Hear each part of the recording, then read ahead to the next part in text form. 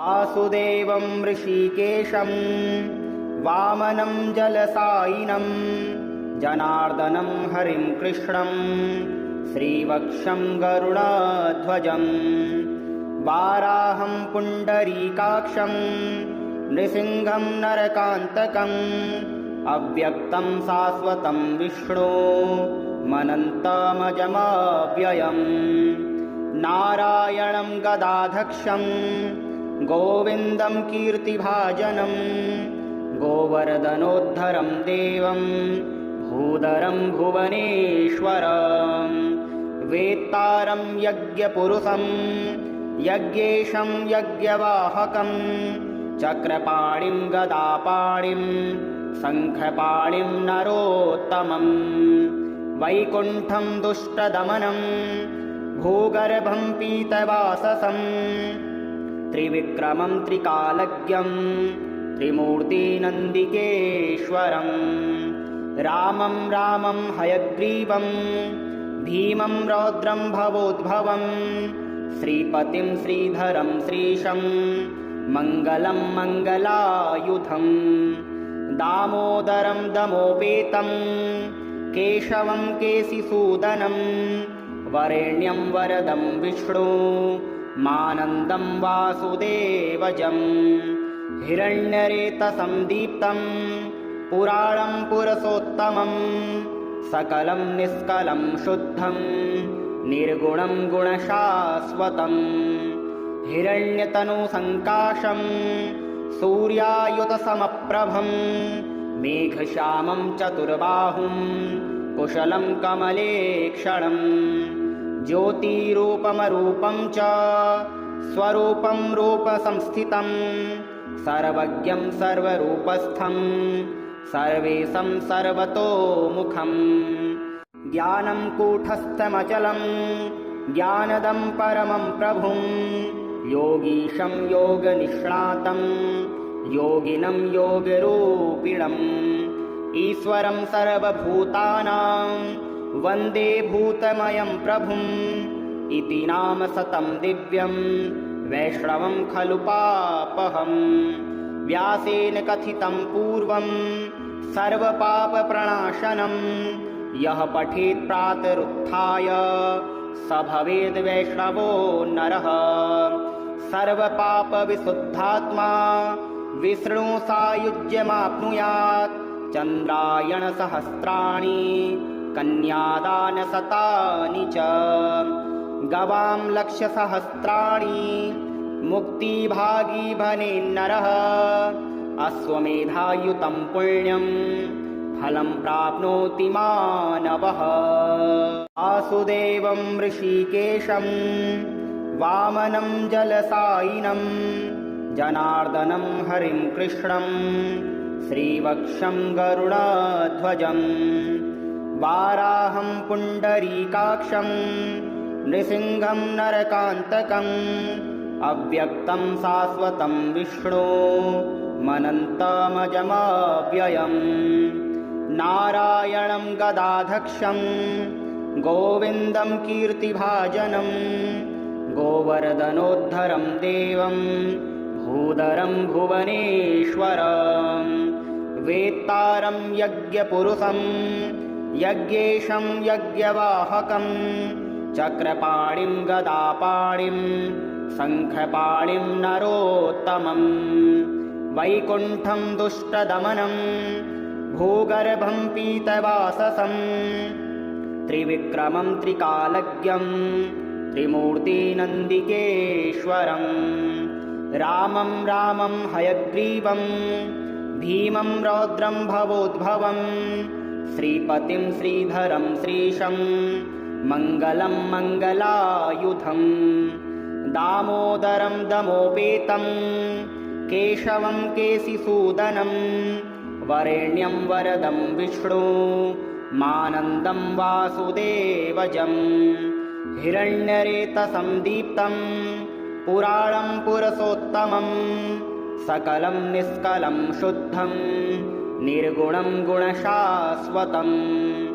हिरण्यतनुसङ्काशं सूर्यायुतसमप्रभं मेघश्यामं चतुर्बाहुं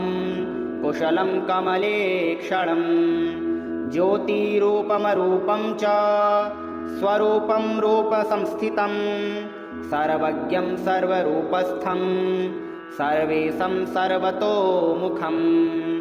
ज्ञानं कूटस्थमचलं ज्ञानदं परमं प्रभुं योगीशं योगनिष्णातं योगिनं योगरूपिणम् ईश्वरं सर्वभूतानां वन्दे भूतमयं प्रभुम् इति नाम सतं दिव्यं वैष्णवं खलु पापहम् व्यासेन कथितं पूर्वं सर्वपापप्रणाशनं यः पठेत् प्रातरुत्थाय स भवेद् वैष्णवो नरः सर्वपापविशुद्धात्मा विष्णुसायुज्यमाप्नुयात् चन्द्रायणसहस्राणि कन्यादानशतानि च गवां लक्षसहस्राणि मुक्तिभागी भवेन्नरः अश्वमेधायुतं पुण्यं फलं प्राप्नोति मानवः वासुदेवं ऋषिकेशं वामनं जलसायिनं जनार्दनं हरिं कृष्णं श्रीवक्षं गरुडध्वजं वाराहं पुण्डरीकाक्षं नृसिंहं नरकान्तकम् अव्यक्तं शाश्वतं विष्णो मनन्तमजमव्ययम् नारायणं गदाधक्षं गोविन्दं कीर्तिभाजनं गोवर्धनोद्धरं देवं भूधरं भुवनेश्वरं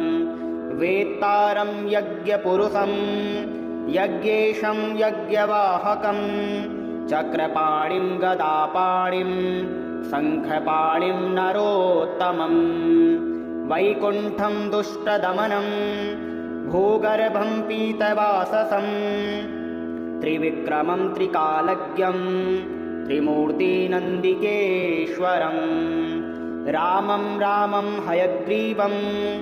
भीमं रौद्रं भवोद्भवं श्रीपतिं श्रीधरं श्रीशं मङ्गलं मङ्गलायुधं दामोदरं दमोपेतं केशवं केशिसूदनं वरेण्यं वरदं विष्णु मानन्दं वासुदेवजं हिरण्यरेतसं दीप्तं पुराणं पुरुषोत्तमं सकलं निष्कलं शुद्धं निर्गुणं गुणशाश्वतं हिरण्यतनुसङ्काशं सूर्यायुतसमप्रभं मेघश्यामं चतुर्बाहुं कुशलं कमलेक्षणं ज्योतिरूपमरूपं च स्वरूपं रूपसंस्थितं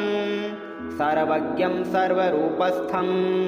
सर्वेशं सर्वतोमुखं ज्ञानं कूटस्थमचलं ज्ञानदं परमं प्रभुं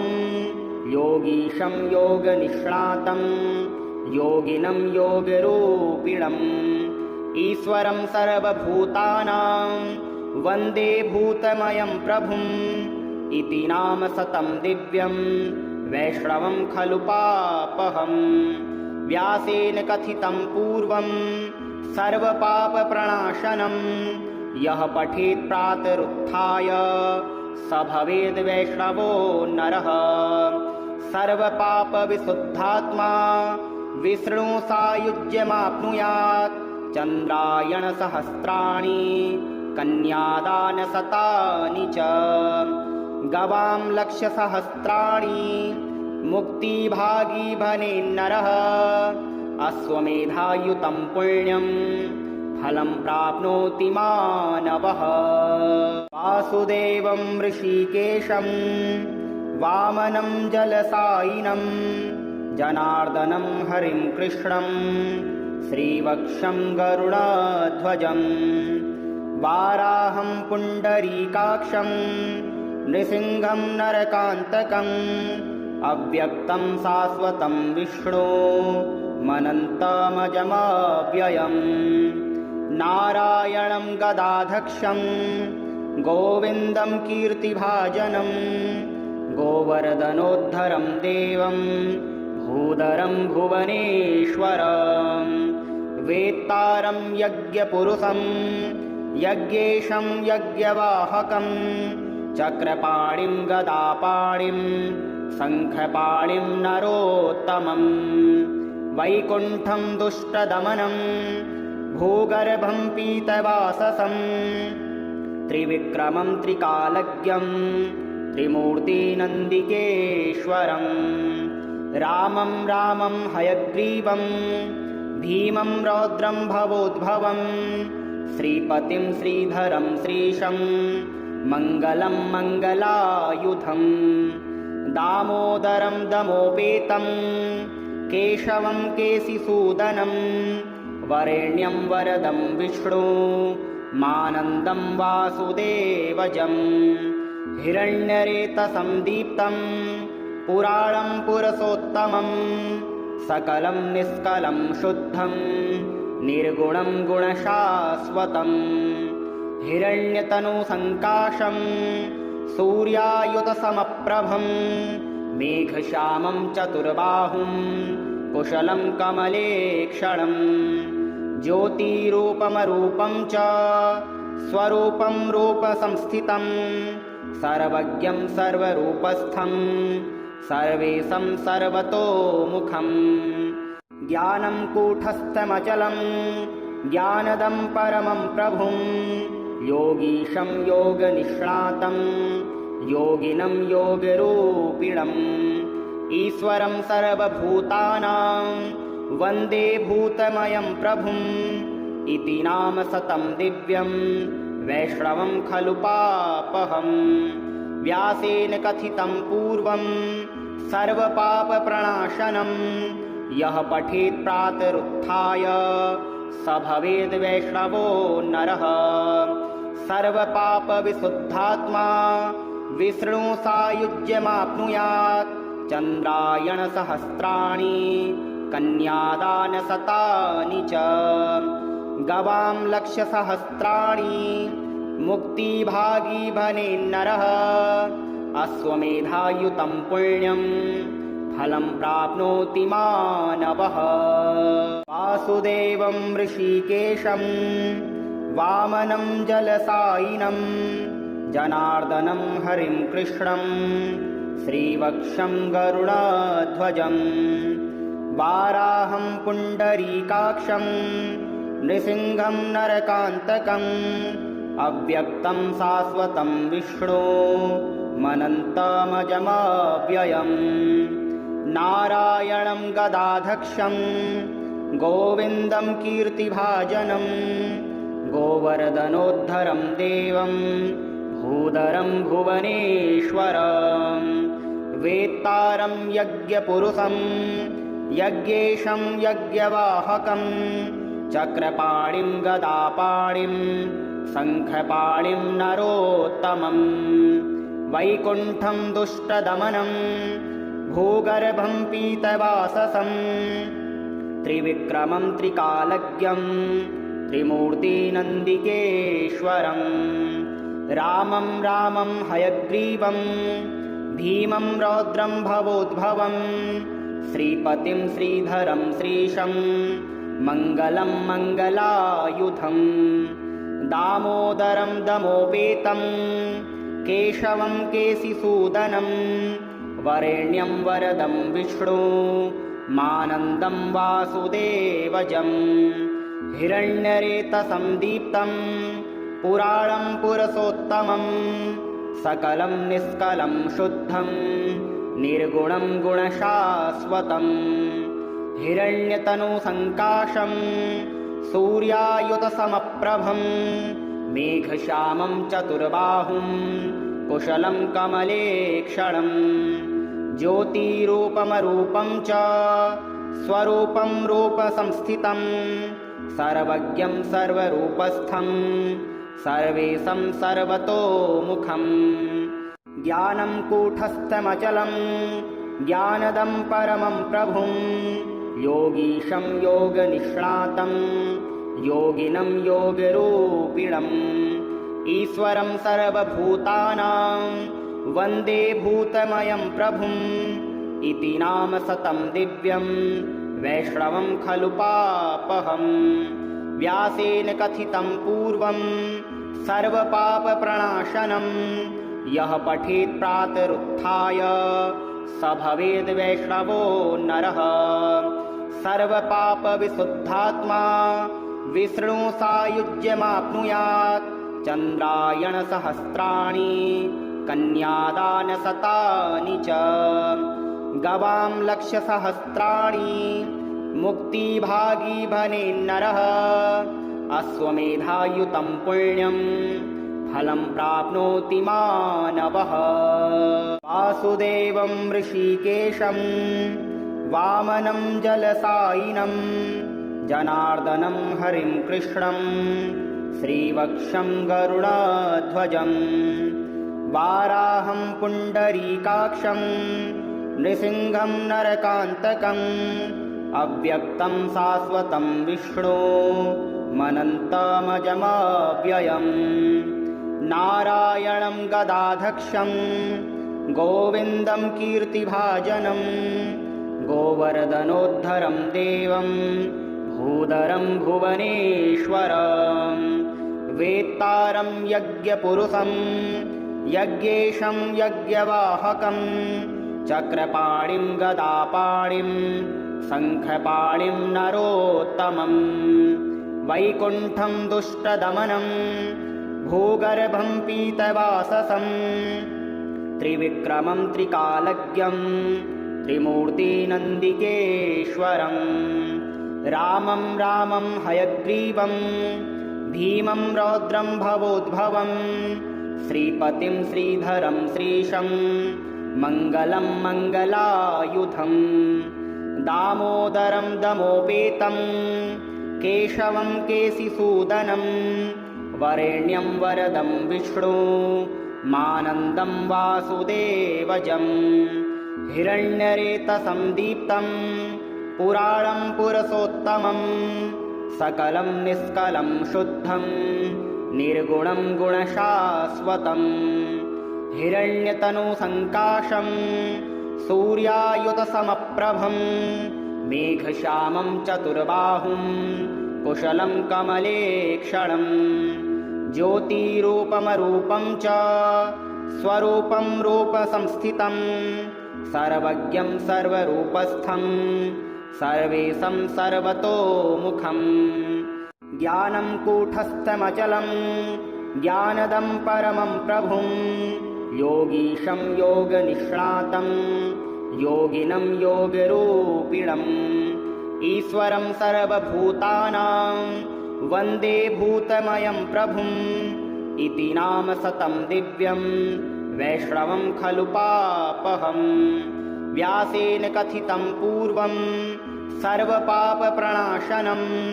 यः पठेत् प्रातरुत्थाय स भवेद् वैष्णवो नरः। सर्वपापविशुद्धात्मा विष्णु सायुज्यमाप्नुयात्। चन्द्रायणसहस्राणि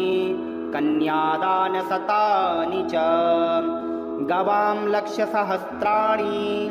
मुक्तिभागी बनेन्नरः। अश्वमेधायुतं पुण्यं फलं प्राप्नोति मानवः। वासुदेवं ऋषिकेशं वामनं जलसायिनं जनार्दनं हरिं कृष्णं श्रीवक्षं गरुडध्वजं वाराहं पुण्डरीकाक्षं नृसिंहं नरकान्तकम् अव्यक्तं शाश्वतं विष्णु मनन्तमजमव्ययम् नारायणं गदाधक्षं गोविन्दं कीर्तिभाजनं गोवर्धनोद्धरं देवं भूधरं भुवनेश्वरं वेत्तारं यज्ञपुरुषं यज्ञेशं यज्ञवाहकं चक्रपाणिं गदापाणिं शङ्खपाणिं नरोत्तमं वैकुण्ठं दुष्टदमनं भूगर्भं पीतवाससं त्रिविक्रमं त्रिकालज्ञं त्रिमूर्तिनन्दिकेश्वरं रामं रामं हयग्रीवं भीमं रौद्रं भवोद्भवं श्रीपतिं श्रीधरं श्रीशं मङ्गलं मङ्गलायुधं दामोदरं दमोपेतं केशवं केशिसूदनं वरेण्यं वरदं विष्णु मानन्दं वासुदेवजं हिरण्यरेतसं दीप्तं पुराणं पुरुषोत्तमं सकलं निष्कलं शुद्धं निर्गुणं गुणशाश्वतं हिरण्यतनुसङ्काशं सूर्यायुतसमप्रभं मेघश्यामं चतुर्बाहुं कुशलं कमलेक्षणं ज्योतिरूपमरूपं च स्वरूपं रूपसंस्थितं सर्वज्ञं सर्वरूपस्थं सर्वेशं सर्वतोमुखं ज्ञानं कूटस्थमचलं ज्ञानदं परमं प्रभुं योगीशं योगनिष्णातं योगिनं योगरूपिणम् ईश्वरं सर्वभूतानां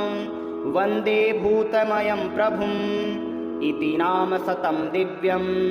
वैष्णवं खलु पापहम् व्यासेन कथितं पूर्वं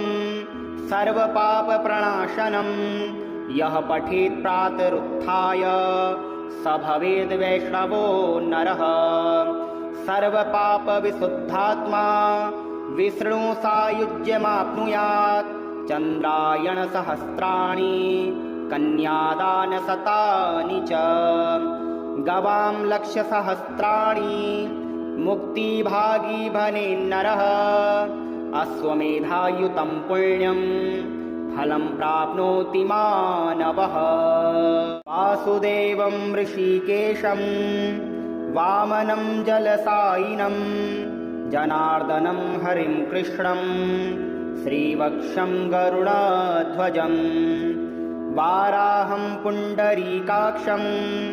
नृसिंहं नरकान्तकम् अव्यक्तं शाश्वतं विष्णु मनन्तमजमव्ययम् नारायणं गदाधक्षं गोविन्दं कीर्तिभाजनं गोवर्धनोद्धरं देवं भूधरं भुवनेश्वरं वेत्तारं यज्ञपुरुषं यज्ञेशं यज्ञवाहकं चक्रपाणिं गदापाणिं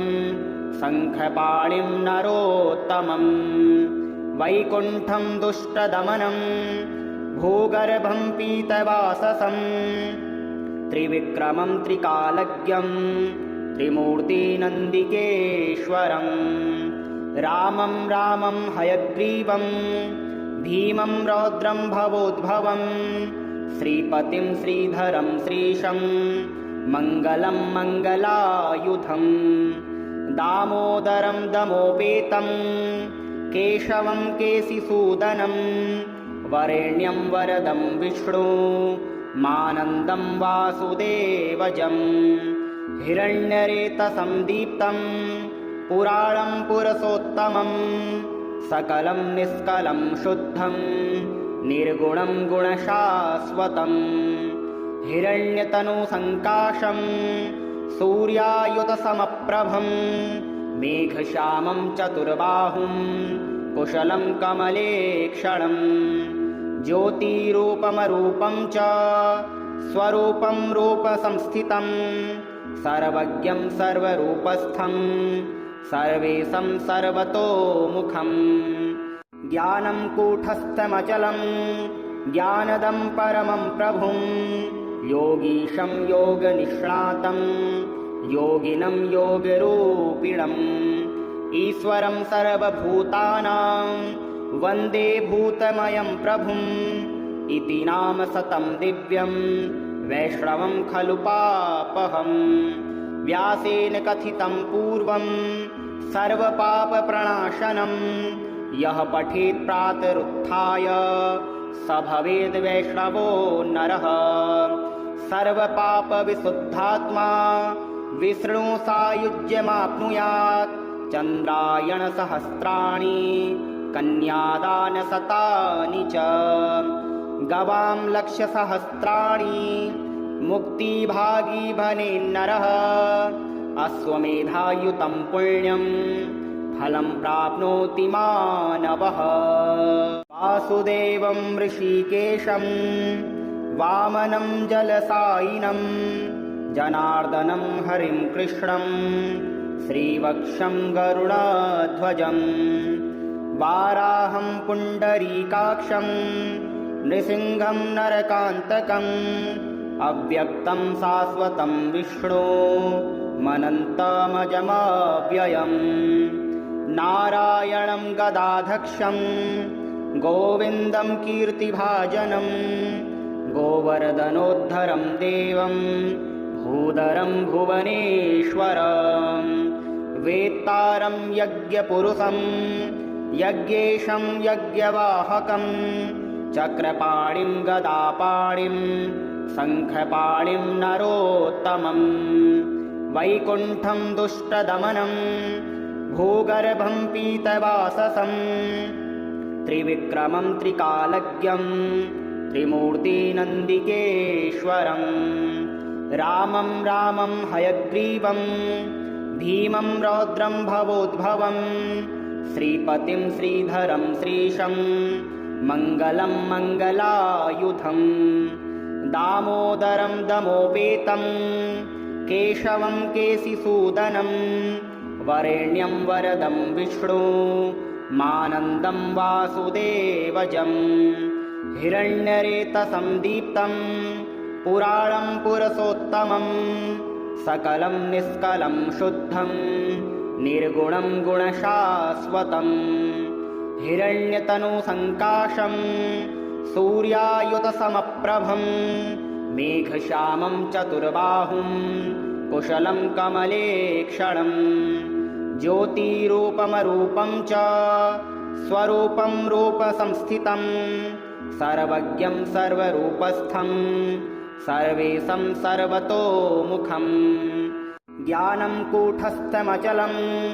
ज्ञानदं परमं प्रभुं योगीशं योगनिष्णातं योगिनं योगरूपिणम् ईश्वरं सर्वभूतानां वन्दे भूतमयं प्रभुम् इति नाम शतं दिव्यं वैष्णवं खलु पापहम् व्यासेन कथितं पूर्वं सर्वपापप्रणाशनं यः पठेत् प्रातरुत्थाय स भवेद् वैष्णवो नरः सर्वपापविशुद्धात्मा विष्णुसायुज्यमाप्नुयात् चन्द्रायणसहस्राणि कन्यादानशतानि च गवां लक्षसहस्राणि मुक्तिभागी भवेन्नरः अश्वमेधायुतं पुण्यं फलं प्राप्नोति मानवः वासुदेवं ऋषिकेशं वामनं जलसायिनं जनार्दनं हरिं कृष्णं श्रीवक्षं गरुडध्वजं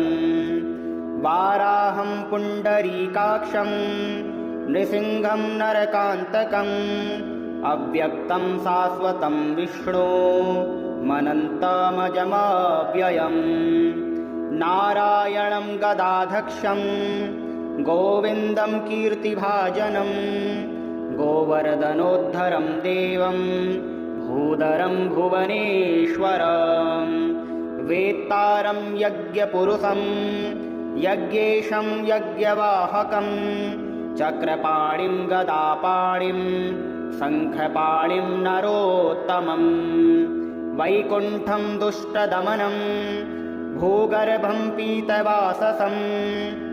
त्रिविक्रमं त्रिकालज्ञं त्रिमूर्तिनन्दिकेश्वरं रामं रामं हयग्रीवं भीमं रौद्रं भवोद्भवं श्रीपतिं श्रीधरं श्रीशं मङ्गलं मङ्गलायुधं दामोदरं दमोपेतं केशवं केशिसूदनं वरेण्यं वरदं विष्णु मानन्दं वासुदेवजं हिरण्यरेतसं दीप्तं पुराणं पुरुषोत्तमं सकलं निष्कलं शुद्धं निर्गुणं गुणशाश्वतं हिरण्यतनुसङ्काशं सूर्यायुतसमप्रभं मेघश्यामं चतुर्बाहुं कुशलं कमलेक्षणं ज्योतिरूपमरूपं च स्वरूपं रूपसंस्थितं सर्वज्ञं सर्वरूपस्थं सर्वेशं सर्वतोमुखं ज्ञानं कूटस्थमचलं ज्ञानदं परमं प्रभुं योगीशं योगनिष्णातं योगिनं योगरूपिणम् ईश्वरं सर्वभूतानां वन्दे भूतमयं प्रभुं इति नाम शतं दिव्यं वैष्णवं खलु पापहं व्यासेन कथितं पूर्वं सर्वपापप्रणाशनं यः पठेत् प्रातरुत्थाय स भवेद् वैष्णवो नरः सर्वपापविशुद्धात्मा विष्णु सायुज्यमाप्नुयात् चन्द्रायणसहस्राणि कन्यादानशतानि च गवां लक्षसहस्राणि मुक्तिभागी भवेन्नरः अश्वमेधायुतं पुण्यं फलं प्राप्नोति मानवः वासुदेवं ऋषिकेशं वामनं जलसायिनं जनार्दनं हरिं कृष्णं श्रीवक्षं गरुडध्वजं वाराहं पुण्डरीकाक्षं नृसिंहं नरकान्तकम् अव्यक्तं शाश्वतं विष्णु मनन्तमजमव्ययम् नारायणं गदाधक्षं गोविन्दं कीर्तिभाजनं गोवर्धनोद्धरं देवं भूधरं भुवनेश्वरं वेत्तारं यज्ञपुरुषं यज्ञेशं यज्ञवाहकं चक्रपाणिं गदापाणिं शङ्खपाणिं नरोत्तमं वैकुण्ठं दुष्टदमनं भूगर्भं पीतवाससं त्रिविक्रमं त्रिकालज्ञं त्रिमूर्तिनन्दिकेश्वरं रामं रामं हयग्रीवं भीमं रौद्रं भवोद्भवं श्रीपतिं श्रीधरं श्रीशं मङ्गलं मङ्गलायुधं दामोदरं दमोपेतं केशवं केशिसूदनं वरेण्यं वरदं विष्णु मानन्दं वासुदेवजं हिरण्यरेतसं दीप्तं पुराणं पुरुषोत्तमं सकलं निष्कलं शुद्धं निर्गुणं गुणशाश्वतं हिरण्यतनुसङ्काशं सूर्यायुतसमप्रभं मेघश्यामं चतुर्बाहुं कुशलं कमलेक्षणं ज्योतिरूपमरूपं च स्वरूपं रूपसंस्थितं सर्वज्ञं सर्वरूपस्थं सर्वेशं सर्वतोमुखं ज्ञानं कूटस्थमचलं ज्ञानदं परमं प्रभुं योगीशं योगनिष्णातं योगिनं योगरूपिणम् ईश्वरं सर्वभूतानां वन्दे भूतमयं प्रभुं इति नाम शतं दिव्यं वैष्णवं खलु पापहं व्यासेन कथितं पूर्वं सर्वपापप्रणाशनं यः पठेत् प्रातरुत्थाय स भवेद् वैष्णवो नरः सर्वपापविशुद्धात्मा विष्णु सायुज्यमाप्नुयात् चन्द्रायणसहस्राणि कन्यादानशतानि च गवां लक्षसहस्राणि मुक्तिभागी भवेन्नरः अश्वमेधायुतं पुण्यं फलं प्राप्नोति मानवः वासुदेवं ऋषिकेशं वामनं जलसायिनं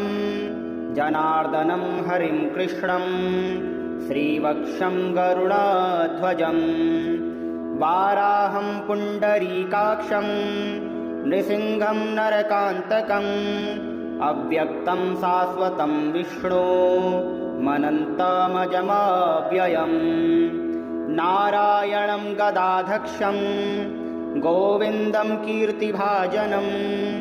गोवर्धनोद्धरं देवं भूधरं भुवनेश्वरं वेत्तारं यज्ञपुरुषं यज्ञेशं यज्ञवाहकं चक्रपाणिं गदापाणिं शङ्खपाणिं नरोत्तमं वैकुण्ठं दुष्टदमनं भूगर्भं पीतवाससं त्रिविक्रमं त्रिकालज्ञं त्रिमूर्तिनन्दिकेश्वरं रामं रामं हयग्रीवं भीमं रौद्रं भवोद्भवं श्रीपतिं श्रीधरं श्रीशं मङ्गलं मङ्गलायुधं दामोदरं दमोपेतं केशवं केशिसूदनं वरेण्यं वरदं विष्णु मानन्दं वासुदेवजं हिरण्यरेतसं दीप्तं पुराणं पुरुषोत्तमं सकलं निष्कलं शुद्धं निर्गुणं गुणशाश्वतं हिरण्यतनुसङ्काशं सूर्यायुतसमप्रभं मेघश्यामं चतुर्बाहुं कुशलं कमलेक्षणं ज्योतिरूपमरूपं च स्वरूपं रूपसंस्थितं